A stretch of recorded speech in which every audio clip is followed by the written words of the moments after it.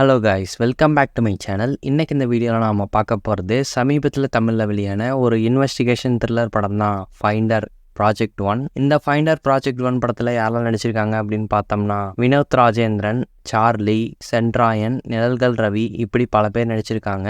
வினோத் ராஜேந்திரன் தான் இந்த படத்தை வந்து டைரக்டும் பண்ணியிருக்காரு. ஸோ இந்த படத்துடைய ஒன்லைன் வந்து என்ன அப்படின்னு முதல்ல பார்த்துடலாம். செய்யாத குற்றத்துக்கு ஜெயில் தண்டனை அனுபவிக்கக்கூடிய ஒரு கைதியை வந்து காப்பாற்றணும், மீட்டு கூப்பிட்டு வரணும் அப்படின்னு ஒரு டிடெக்டிவ் ஏஜென்சியை சேர்ந்தவங்க முடிவு பண்ணி இன்வெஸ்டிகேஷனை வந்து ஸ்டார்ட் பண்ணுறாங்க.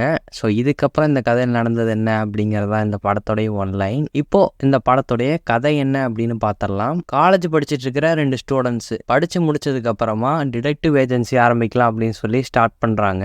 ஸோ இந்த டிடெக்டிவ் ஏஜென்சியோட நோக்கமே வந்து என்ன அப்படின்னு பார்க்கும்போது, பண்ணாத குற்றத்துக்கு சிறை தண்டனை அனுபவிக்கக்கூடிய கைதிகளை வந்துட்டு காப்பாற்றணும், ஸோ அவங்கள வந்து மீட்டு கூப்பிட்டு வந்து தன்னுடைய குடும்பத்துக்கிட்ட ஒப்படைக்கணும் அப்படின்னு இவங்க 2 பேரும் டிசைட் பண்ணி இந்த ஒரு ஏஜென்சி வந்து ஆரம்பிக்கிறாங்க. ஸோ அந்த மாதிரியான ஒரு கேஸை தான் இவங்க ஃபர்ஸ்ட் எடுக்கிறாங்க. ஸோ அந்த ஒரு கேஸ் வந்து என்ன அப்படின்னு பார்க்கும்போது, எந்த ஒரு குற்றமே பண்ணாம ஒரு கவுன்சிலரை கொலை பண்ண கேஸ்ல வந்துட்டு பணத்துக்காக ஒரு மீனவர் வந்து 8 வருஷத்துக்கு முன்னாடி போலீஸ்ல சரண்டர் ஆகி ஜெயில் தண்டனை வந்து அனுபவிக்கிறாரு. ஸோ இவர் மேல எந்த ஒரு குற்றமும் இல்லை அப்படிங்கிறத அந்த டிடெக்டிவ் ஏஜென்சி வந்து ப்ரூவ் பண்றதுக்காக என்னென்ன இன்வெஸ்டிகேஷன்லாம் வந்து பண்றாங்க. ஃபைனலா அந்த ஒரு நபருக்கு விடுதலை வாங்கி கொடுத்தாங்களா இல்லையா அப்படிங்கிறதா இந்த படத்தோடைய ஒட்டுமொத்த கதை அப்படின்னு சொல்லலாம். ஸோ இந்த படத்தை பொறுத்த வரைக்கும் வந்து பார்த்தீங்கன்னா, படம் ஆரம்பிக்கும் போதே வந்து டைரக்டா கதைக்குள்ள வந்து போயிடுறாங்க.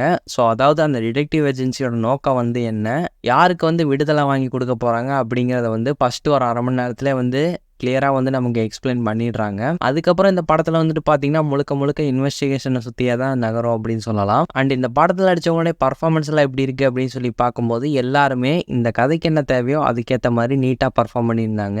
எமோஷனல் சீக்வன்ஸ்லாம் சார்லி சாரோடைய பர்ஃபார்மன்ஸ் இந்த படத்தில் ஒரு ஹைலைட் அப்படின்னு சொல்லலாம். அண்ட் சென்ட்ராயனுடைய பர்ஃபார்மன்ஸும் படத்தில் நல்லாவே இருந்தது. படத்துக்கான எடிட்டிங், சினிமோட்டோகிராஃபி, பேக்ரவுண்ட் ஸ்கோர், அப்புறம் மற்ற சில டெக்னிக்கல் விஷயங்கள் எல்லாமே இந்த படத்துக்கு வந்து ஒரு ப்ளஸ் ஆகத்தான் வந்து அமைஞ்சிருக்கு. அண்ட் படத்தோடைய அந்த ரன் டைமும் வந்துட்டு பார்த்தீங்கன்னா 2 மணி நேரத்துக்குள்ள நீட்டாக வந்து முடிச்சிருந்தாங்க. ஸோ இந்த டீம் வந்து இன்வெஸ்டிகேஷன் பண்ணக்கூடிய இடங்கள் எல்லாமே படத்தில் நல்லாவே ஒர்க் அவுட்டாக இருந்தது. ஸோ இது வந்து எப்படி நடந்திருக்கும், யார் வந்து காரணமாக இருப்பாங்க, இந்த கொலையை வந்து யார் பண்ணியிருப்பாங்க அப்படிங்கிறதுக்கான இன்வெஸ்டிகேஷனை வந்து நீட்டாகவே இந்த படத்தில் காட்சிகள் மூலமாக வந்து காட்டியிருந்தாங்க. ஸோ இந்த சில விஷயங்கள் இந்த படத்தில் நல்லா இருக்கு அப்படின்னு சொல்லலாம். இதை தாண்டி படத்தில் இருக்கக்கூடிய சின்ன மைனஸ் வந்து என்ன அப்படின்னு பார்க்கும்போது, என்னதான் இந்த படம் வந்து 2 மணி நேரத்துக்கும் கம்மியாகவே இருந்தாலும் கொஞ்சம் ஜவ்வா போட்டு இழுத்துட்டாங்களோ, ரொம்ப லென்த்தாக இருக்கும் அப்படிங்கிற ஒரு ஃபீல் வந்து கண்டிப்பாக ஏற்படுது. அதுக்கு முக்கிய காரணம் வந்து என்ன அப்படின்னு பார்க்கும்போது, நாம ஒரு நபரை வந்து நினச்சிருப்போம் இவங்களா இருக்குமோ அவங்களா இருக்குமோ அப்படின்ட்டு. ஸோ இவங்க யாருமே இல்லை, வேற ஒருத்தர் அப்படின்னு சொல்லி அந்த சில இடங்களை வந்து பார்த்தீங்கன்னா கொஞ்சம் லென்த்தாக எடுத்துகிற மாதிரியான ஒரு ஃபீல் வந்து ஏற்பட்டுச்சு.